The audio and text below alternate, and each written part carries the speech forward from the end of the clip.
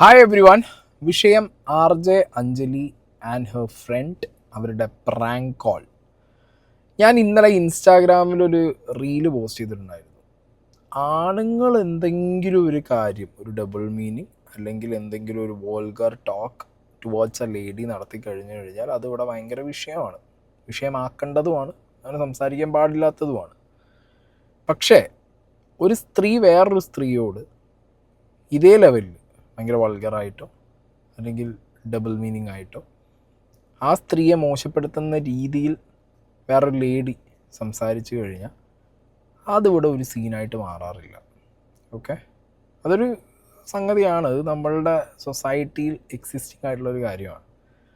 അപ്പോൾ ഈ RJ അഞ്ജലിയും അവരുടെ ഫ്രണ്ടും പ്രാങ്ക് കോൾസ് ചെയ്യാറുണ്ട്. അതാണ് അവരുടെ മെയിൻ ഇപ്പോഴത്തെ കോണ്ടൻറ്റ്.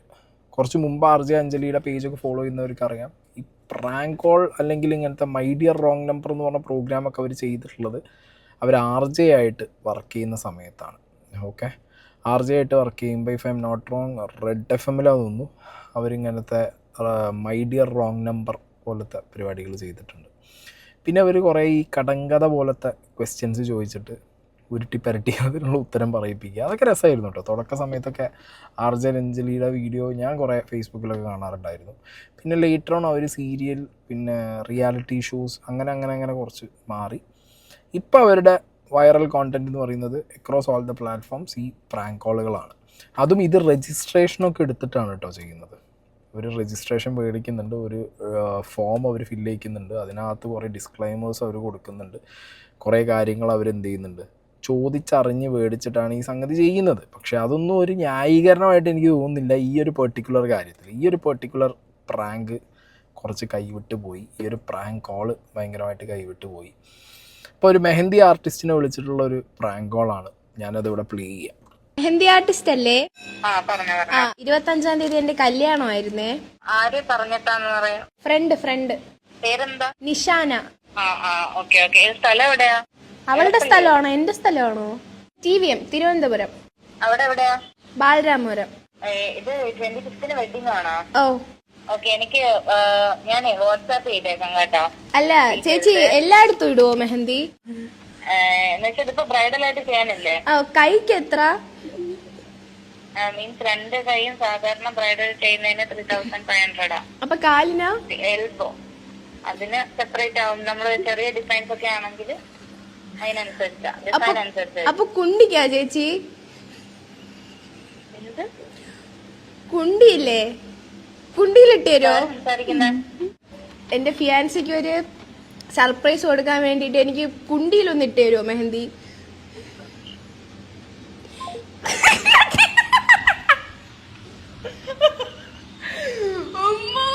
ഒന്നുകൂടെ വിളിക്കട്ടാ?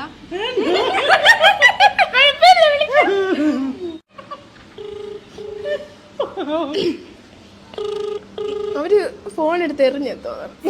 എങ്ങനെ ഇരിക്കുന്ന സംഗതി? ഇതൊരു ആണാണ് ഇതേപോലെ ഒരു പ്രാങ്ക് കോള് ഒരു ലേഡിയെ വിളിച്ചിട്ട് ഇതേപോലെ സ്ഥലത്ത് ഇട്ട് തരുമോ എന്നുള്ളൊരു ചോദ്യം ചോദിച്ചെന്നുണ്ടെങ്കിൽ ഇന്ന് അവനകത്താണ്. അവനാണ് ഈ നാട്ടിൽ ഇനി ഏറ്റവും വലിയ വൃത്തികെട്ടവനും മ്ലേച്ഛക്കാരനും പെണ്ണുപിടിയനും ആഭാസനും സ്ത്രീത്വത്തെ അപമാനിച്ചവനും എന്ന് പറഞ്ഞിട്ട് അവനെ പിടിച്ചാത്തിടും. സ്ത്രീ പുരുഷൻ വിട്, ഒരു ലേഡി അവരുടെ ജീവിതത്തിൽ ഭയങ്കര എന്താ പറയുക, ഒരു ആർക്കും ലേഡി എന്നല്ലേ, ആണാണെങ്കിലും പെണ്ണാണെങ്കിലും ഒക്കെ നമ്മുടെ ജോലി നമ്മൾ ഭയങ്കര എന്താ പറയുക, ഒരു പ്രഷ്യസ് ആയിട്ട് കാണുന്ന ഒരു കാര്യമാണ്. നമ്മളുടെ വരുമാനം, നമ്മളുടെ ജോബ്, അതിന് ഭയങ്കര പ്രൗഡായിരിക്കും നമ്മൾ. എസ്പെഷ്യലി ഒരു ലേഡി അവർ ഈ ഹെന്ന ഇട്ട് കൊടുക്കുന്ന ഒരു ജോബൊക്കെ ചെയ്യുമ്പോൾ അവരുടെ ഒരു സൈഡ് ഇൻകം ആവാം അല്ലെങ്കിൽ മെയിൻ ഇൻകം ആവാം, വാട്ട് എവർ ഇറ്റ് ഈസ്, അവരൊരു ജോലിയിലൂടെ അവരെന്ത് ചെയ്യുന്നുണ്ട്, ഭയങ്കര ഒരു സാറ്റിസ്ഫൈഡ് ഫീലിങ്ങിൽ പ്രൗഡായിട്ട് നിൽക്കുന്ന ഒരാളായിരിക്കും. നിങ്ങൾ വിളിച്ചിട്ട് നിങ്ങൾക്ക് വേറെ എന്തെങ്കിലുമൊക്കെ ചോദിക്കാം, ഓക്കെ, ആൻഡ് നിങ്ങൾ ഉപയോഗിച്ച ആ ഒരു വാക്ക്, അത് ഉപയോഗിക്കാത്ത ആളൊന്നുമല്ല ഞാൻ. ഓക്കെ, ഞാനും എൻ്റെ പ്രൈവറ്റ് സ്പേസിൽ നല്ല രീതിയിൽ തെറി പറയാറുണ്ട്, അല്ലെങ്കിൽ നല്ല രീതിയിൽ ഡബിൾ മീനിങ് പറയാറുണ്ട്, പച്ചയ്ക്ക് പറയാറുണ്ട്, ഒക്കെ നമ്മൾ പറയാറുണ്ട്. ഈവൻ നമ്മുടെ കോണ്ടൻറ്റുകളിലാണെങ്കിലും അല്ലെങ്കിൽ നമ്മളെ കാഷ്വൽ വ്ളോഗിലൊക്കെ ആണെന്നുണ്ടെങ്കിലും ചില കാര്യങ്ങൾ അരോചകമല്ലാത്ത രീതിയിലോ അല്ലെങ്കിൽ വേറെ കേൾക്കുന്ന ഒരാൾക്ക് എന്നുള്ളൊരു ഫീലിംഗ് അടിപ്പിക്കാത്ത രീതിയിൽ മാക്സിമം പറയാനും ആ വാക്കുകളൊന്നും ഉപയോഗിക്കാതിരിക്കാനും നമ്മൾ ട്രൈ ചെയ്യാറുണ്ട്, അത്രേ ഉള്ളൂ. അല്ലാതെ ഞാൻ നല്ലവനാണ്, ഇത് പ്യുവറസ്റ്റ് വേർഷൻ എന്നൊന്നുമല്ല പറയുന്നത്. ഓക്കെ. പക്ഷെ ഇത് ഭയങ്കര ഒരു ക്രിഞ്ചൊന്നുമല്ല, ഒരുമാതിരി അലവലാതിത്തരമായി പോയി എന്നാണ് പറയാനുള്ളത്. ഓക്കെ. അപ്പം എന്താണെങ്കിലും ഞാൻ പറഞ്ഞല്ലോ, ഒരു പബ്ലിക് പ്ലാറ്റ്ഫോമിൽ നമ്മൾ ഇരിക്കുമ്പോൾ, നിങ്ങൾ ഇതിനു മുമ്പും ഒരുപാട് വീഡിയോസ് ചെയ്തിട്ടുണ്ട് ഇതേപോലത്തെ പ്രാങ്ക് കോൾ. ആ പ്രാങ്ക് കോളിലൊക്കെ നിങ്ങൾക്ക് തിരിച്ച് കിട്ടിയിട്ടുമുണ്ട്, തെറിവിളി അടക്കം നിങ്ങൾക്ക് കേട്ടിട്ടുണ്ട്. ഓക്കെ, അതൊക്കെ നിങ്ങളുടെ പ്രൊഫൈലിൽ തന്നെ കിടക്കുന്നുണ്ട്. ഇതിപ്പോൾ ആ തൊഴിലിനെ തന്നെ വളരെ എന്താ പറയുക, ഒരു മോശമായിട്ട് പോർട്രേറ്റ് ചെയ്യുന്ന രീതിയിൽ കാര്യങ്ങൾ പോയോ എന്നൊരു സംശയമുണ്ട്. കാരണം എനിക്ക് ഇന്നലെ ഞാൻ ഇൻസ്റ്റാഗ്രാമിൽ ഈ റീല് ഇതിനെ വിമർശിച്ചിട്ട സമയത്ത് കുറേ ഈ പറഞ്ഞ മെഹന്തി ആർട്ടിസ്റ്റുകൾ എനിക്ക് മെസ്സേജ് അയച്ചിട്ട് പറഞ്ഞു, പൊന്നു ചേട്ടാ നന്നായി, പറയണം, പറയാതിരുന്നിട്ട് ഒരു കാര്യമില്ല, ഞങ്ങൾക്ക് പറയണം എന്ന് ആഗ്രഹമുണ്ട്, പക്ഷെ നമ്മളിങ്ങനെ വീഡിയോസ് ഇടാത്തത് കൊണ്ട് പറയാത്തതാണ്. ചേട്ടനെങ്കിലും പറഞ്ഞത് നന്നായി. കാരണം നമുക്കിത് ഭയങ്കര ഒരു കേൾക്കുമ്പോൾ തന്നെ എന്തിനാണത്, ആ ഒരു ബോഡി പാർട്ട് മാത്രം പറഞ്ഞ് ചോദിച്ചതിൻ്റെ ആവശ്യം എന്താണ്? പിന്നെ ആ ഒരു ബോഡി പാർട്ട് നിങ്ങൾ ഉദ്ദേശിച്ച് ചിലപ്പോൾ ബാക്കായിരിക്കാം, പക്ഷെ ചില ഏരിയയിൽ അത് വേറെ സാധനമാണ്, മനസ്സിലായോ? അപ്പോൾ ഇത് വേറെ എന്തൊക്കെയോ രീതിയിൽ ഈ സാധനങ്ങൾ ആളുകൾ കൺസീവ് ചെയ്യുന്നുണ്ട്. അതുകൊണ്ട് തന്നെ അതൊരു മോശം സാധനമാണ്. പിന്നെ ഈ RJ അഞ്ജലി എന്ന് പറഞ്ഞ ലേഡി കുക്ക് വിത്ത് കോമഡി എന്ന് പറഞ്ഞിട്ടുള്ള പ്രോഗ്രാമിൽ വന്ന സമയത്ത് അന്ന് ഇതിൻ്റെ ഒരു പ്രമോ ഒക്കെ ഞാൻ കണ്ടിട്ടുണ്ടായിരുന്നു. ഓക്കെ, ആ പ്രമോനകത്ത് സുമേഷ് എന്ന് പറഞ്ഞിട്ടുള്ള അവരുടെ ഒപ്പം തന്നെ ഫ്ലോറിൽ നിൽക്കുന്ന ഒരു ആർട്ടിസ്റ്റാണ് സുമേഷ്. ഈ സുമേഷ് ഒരു ക്യാരക്ടറായ സമയത്ത് ഒപ്പം നിന്ന് അഞ്ജലിയെ എഡി ബോഡി എന്ന് വിളിച്ചു എന്ന് പറഞ്ഞിട്ട് അന്ന് കരഞ്ഞ ഒച്ചമുളി ഉണ്ടാക്കിയ ടീമാണ്. എഡി ബോഡി എന്ന് വിളിക്കാൻ പറ്റൂല. അതെ, അത് വീട്ടിൽ പോയി വിളിച്ചാൽ മതി.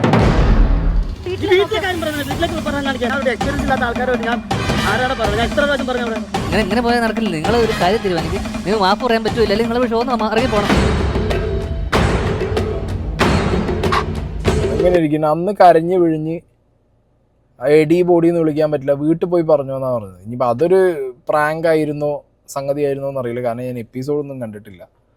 ഞാനും ഈ ഒരു പ്രൊമോ സാധനമേ കണ്ടിട്ടുള്ളൂ. എപ്പിസോഡ് തപ്പിയപ്പോൾ എനിക്ക് അവിടെ യൂട്യൂബിൽ കിട്ടിയതുമില്ല. ഇതിന് ശേഷം ഈ സുമേഷ് എന്ന് പറഞ്ഞ വ്യക്തി തിരിച്ചു വന്നിട്ടുള്ള ഒരു പ്രൊമോ കൂടി കണ്ടു. That's it. ഇനി ആ ഒരു എപ്പിസോഡ് കണ്ടവരുണ്ടെങ്കിൽ നിങ്ങൾ പറ, അത് പ്രാങ്ക് ആയിരുന്നോ അതോ അത് ഒരു സ്ക്രിപ്റ്റിൽ ഇല്ലാത്തൊരു സാധനമായിരുന്നു എന്നുള്ളത്. അല്ല, ആ ടൈമിൽ ഇവർക്ക് സുമേഷ് എഡി ബോഡി എന്ന് വിളിച്ചപ്പോഴത്തേക്കും അവർക്ക് എത്ര പൊള്ളി. ഒരു ക്യാരക്ടറിൽ നിന്നിട്ടൊരു വ്യക്തി എഡി ബോഡി എന്ന് വിളിച്ചപ്പോഴത്തേക്കും നിങ്ങൾക്ക് പൊള്ളി. പ്രാങ്ക് നിങ്ങൾക്ക് പറയാൻ ഒരു കോണ്ടന്റ് ആണ്, അതത്ര സീരിയസ് ആയിട്ട് എടുക്കേണ്ട കാര്യമില്ല. പ്രാങ്ക് അല്ലേ, പ്രാങ്ക് ആണെന്നുണ്ടെങ്കിലും പ്രാങ്കിനും ഒരു ലൈൻ ഓഫ് റെസ്പെക്റ്റ് കീപ്പ് ചെയ്യണ്ടേ. ഇനി ചിലപ്പോൾ തെറി പറയും, തെറി കേൾക്കും, ദാറ്റ്സ് ഫൈൻ. ഇത് തെറിയേക്കാൾ കൂടുതൽ ഒരു വൾഗാരിറ്റിയുടെ സ്പേസിലേക്കാണ് ഈ സാധനം നിങ്ങൾ കൊണ്ടുപോയത്. ഓക്കെ, അപ്പോൾ അതിലൊരു ന്യായീകരണം ഇനി ഇങ്ങനെ ന്യായീകരിച്ചിട്ടും നോ യൂസ് എന്നേ പറയാനുള്ളൂ. കാരണം ഇവരൊരു പോസ്റ്റ് ഇട്ടിട്ടുണ്ടായിരുന്നു ഇന്നലെ. പ്രാങ്ക് കോൾ എന്ന പ്രോഗ്രാം രജിസ്ട്രേഷൻ ത്രൂ മാത്രം നടക്കുന്ന ഒന്നാണ്. ഷോക്കിടയിൽ ഞങ്ങൾ ഉപയോഗിച്ച വാക്ക് പൊതുവികാരത്തെ വ്രണപ്പെടുത്തി എന്ന് മനസ്സിലാക്കുന്നു. അതിൽ നിർവ്യാഗ്യം ഖേദിക്കുകയാണ്. ഓക്കെ, ഷെയർ ചെയ്ത് റിവ്യൂ പറയുന്നതിൽ തെറ്റില്ല, പക്ഷേ നിങ്ങൾ അഴിച്ചു വീഴുന്ന സെക്ഷൽ അബ്യൂസ് കമൻറ്റുകൾക്ക് ഞങ്ങൾ ഒരു തരത്തിലും ഉത്തരവാദികൾ അല്ല. ഓക്കെ, വേണ്ട. അതായത് നിങ്ങൾക്ക് എങ്ങനെയാണോ പ്രാങ്ക് ചെയ്ത് ഇതേപോലൊരു സംഗതി അഴിച്ചുവിടാൻ പറ്റിയത്, അതുപോലെ തന്നെ ആളുകൾ അവരുടെ കമൻറ്റ് ബോക്സിൽ അവരുടെ അഭിപ്രായം പറയും. ഓക്കെ, പക്ഷേ അഭിപ്രായം പറയുന്ന ആളുകളോടാണ് കമൻറ്റ് ബോക്സിൽ നിങ്ങൾ ആ ഒരു ലെവൽ ഓഫ് സാധനം നിങ്ങൾ വിടരുത്. നിങ്ങളുടെ ഒരു ലെവൽ കീപ്പ് ചെയ്തിട്ട് വേണം കമൻറ്റ് ചെയ്യാൻ വേണ്ടിയിട്ട്. അത് നിങ്ങൾ ശ്രദ്ധിക്കുക. പിന്നെ അവർ അന്ന് ആ കോണ്ടൻറ്റിൻ്റെ കമൻറ്റ് ബോക്സ് ഓഫാക്കിയിട്ടുണ്ടായിരുന്നു. ഓഫാക്കുന്നതിന് മുമ്പ് തന്നെ വേറൊരു വീഡിയോൻ്റെ അടിയിൽപ്പെട്ട് കുറേ പേര് ഇതെന്തിനും ഓഫാക്കിയെന്ന് ചോദ്യത്തിനുള്ള റിപ്ലൈയും കാര്യങ്ങളൊക്കെ ആയിട്ട് അതൊരു 2-3 ദിവസം മുമ്പ് തന്നെ ഈ സാധനം കത്തി തുടങ്ങിയിട്ടുണ്ട്. ഈ ഒരു എക്സ്പ്ലനേഷൻ ഓക്കെ, ഇവർ നിർവ്യാജ്യം ഖേദിക്കുന്നു എന്നൊക്കെ പറഞ്ഞിട്ട് ഇട്ട ആ ഒരു പർട്ടിക്കുലർ പോസ്റ്റിന് ശേഷം അടുത്തൊരു പോസ്റ്റ് ഇവർ ഷെയർ ചെയ്തിട്ടുള്ളത് എന്താ പറയുക, ബൂട്ടി ഹെന്ന അങ്ങനെയുണ്ട്.